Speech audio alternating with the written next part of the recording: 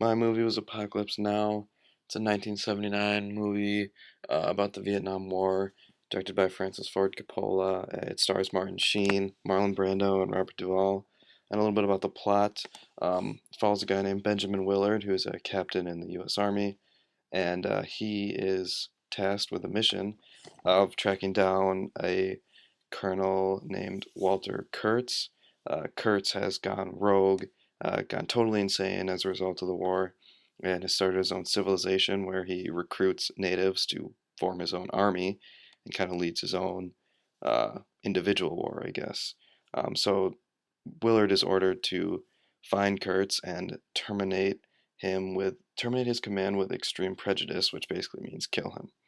So, in order to find Kurtz's civilization, which is deep in the jungle and along a fictional river called the Nung River, Willard hitches a ride with a PBR, which is like a small naval boat, and there are four crew members, um, and so they have to go really deep into the jungle and travel a long time on the river. They actually don't even get to Kurtz's compound until 2 hours of the film have passed. As you might imagine, they encounter a lot of different things along the way, uh, including an attack on a Viet Cong base led by a guy named Robert Kilgore, who was played by Robert Duvall and says, "I love the smell of napalm in the morning." They attend a Playboy show for soldiers, which goes awry. They stumble upon a tiger in the woods while searching for mangoes. Just murder some innocent Vietnamese peasants because they were suspicious of those peasants' allegiances. Also, they pass through a war hotspot that has no U.S. commanding officer. And then by the time that they actually get to Kurtz's compound, two of the four crew members are dead. And when they find Kurtz, they find his cult like civilization, and all the members treat Kurtz like a demigod. Um, and then like there's like a half an hour more of the movie, and that's basically just we kind of learn a little bit more about Kurtz. He talks one on one with Willard, and Willard is imprisoned for a bit by Kurtz's minions, I guess, but he is released, and he goes to kill Kurtz, and that's where my scene starts, and it's basically the last scene of the film. So we'll take a look at it. A good example of framing is this image, which features Willard.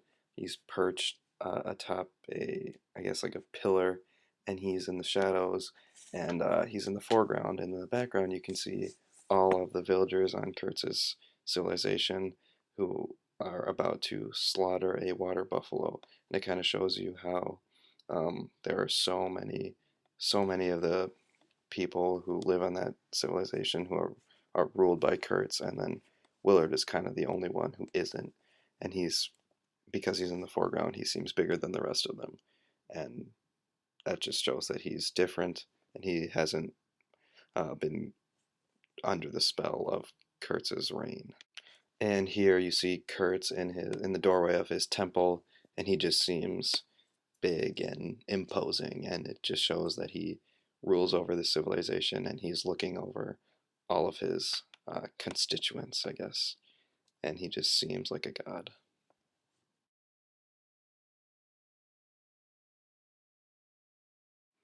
A little bit about editing now. The most, I guess, prominent example of this in the scene is when we see some cross-cutting just as when Willard is Willard slaughtering plunges Kurtz, his and also machete when the into villagers are Kurtz. slaughtering The the water villagers buffalo. do the same to the water buffalo, And this is um, trying to equate the water buffalo with Kurtz for some reason. I think it's that Kurtz has done nourishing those natives and providing for them, and this water buffalo was like his last gift to them before he suffers a similar fate at the hands of Willard.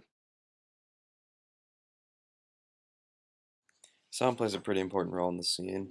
The first sound we hear is a radio transmission from an army base, and Willard just ignores the crap out of it, showing that he doesn't really care about the army anymore, and he has started to see it Kurtz's way, which is that the military is hypocritical and they call Kurtz insane, when really the whole idea of war itself is insane.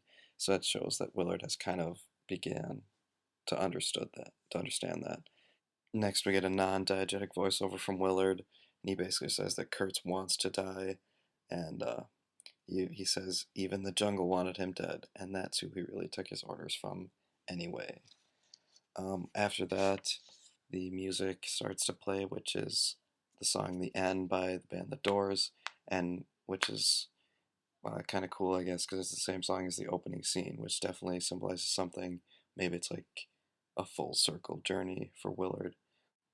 And it's just the music, and until Kurtz starts talking, and he says something pretty profound. He says, "We train young men to drop fire on people, but their commanders won't allow them to write blank on their planes because it's obscene," which is just um, putting it in plain language pretty much. The whole U.S. Army is hypocritical. Music crescendos as Kurtz is being slaughtered by Willard, and then it ends as he hits the ground and utters his final words, which will stick with you forever. The horror, the horror. If you thought sound played a huge role in this scene, you're going to be shocked by the role that lighting plays because it's even more crucial. It's a key part of the entire film. The film progressively gets darker as the crew travels up the river and deeper into the jungle. By the time we get to Kurtz's camp, it's pretty much dark 24/7. Um, and then, specifically in this scene, uh, as Willard is moving through the camp and toward Kurtz's location, which is inside his temple, um, Willard is pretty much a shadow for the whole time, and the only chance you get to see him and what he's doing is when lightning strikes, and it's a little bit like a strobe light, where you see him once, and when lightning strikes, you see him for a second, and then he's gone, and then lightning strikes again, and you see him for a second, and you have to just kind of piece together what he's doing from those little glimpses you get.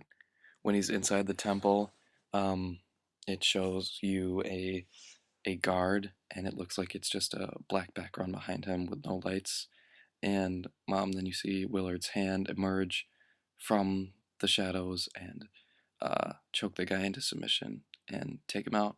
Then he gets to Kurtz's room and he enters as a shadow, which is expected.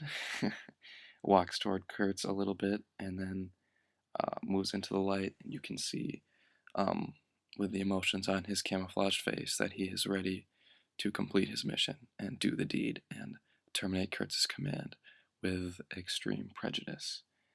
And then, while he's actually doing it and murdering Kurtz with a machete, you can see just enough of the two to know what's going on.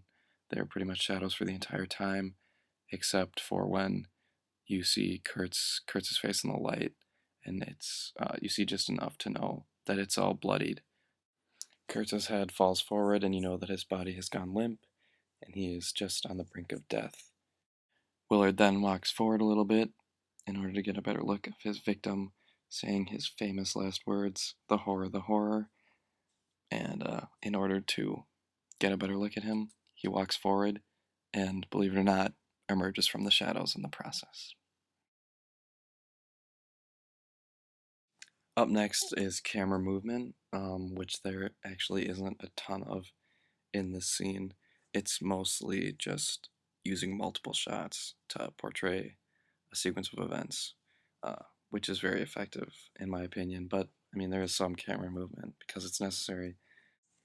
The first example of this is when Willard is leaving the PBR boat to get up on the land to complete his mission and kill Kurtz.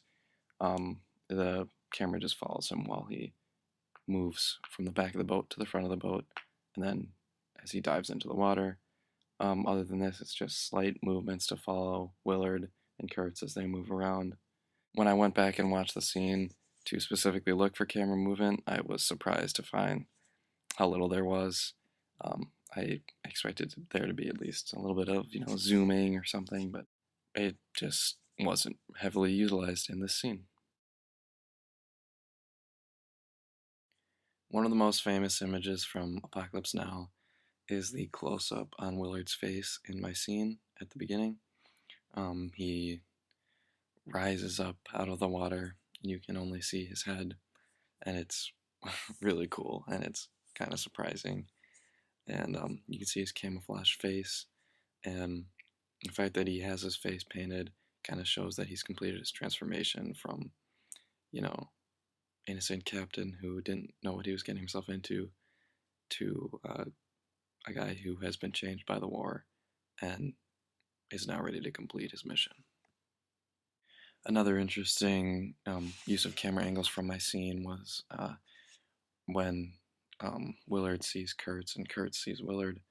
Um, it uses a low angle on Willard and a high angle on Kurtz to show how Willard is now the one in power, which is easy to figure out because Willard has a machete and Kurtz has a palm. So you can kind of figure out how this one's going to end. And it's definitely a change for Willard to be the one in power between these two because Kurtz is the one who leads this whole civilization and has kind of been in control of the relationship between these two soldiers for the entire time they've known each other. And then lastly, here's an example of an extreme long shot. The action is happening in the bottom of the screen where a few of the natives are slaughtering a water buffalo, but the whole civilization can be seen. It kind of puts everything in perspective, like how many people are actually living there and under the control of Colonel Kurtz. I really like this movie and this scene in particular. I think Apocalypse Now as a whole makes a really good argument about the idea of war in general. Basically, that it's hypocritical to consider any soldiers insane because everyone who's doing that is insane. Um, and war changes people.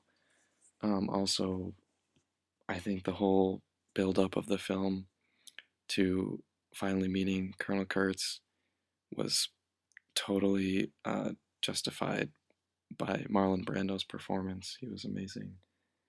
And I'm kind of sad that Kurtz died because it's hard to not, like him and respect him as a character. And yeah, I think that even though you kind of expected this to happen, and it's pretty much what we were told was going to happen, was Willard was going to kill Kurtz, it's still kind of shocking to see it actually happen. So yeah, I think it was really a powerful scene and a powerful movie, and I'm glad I watched it.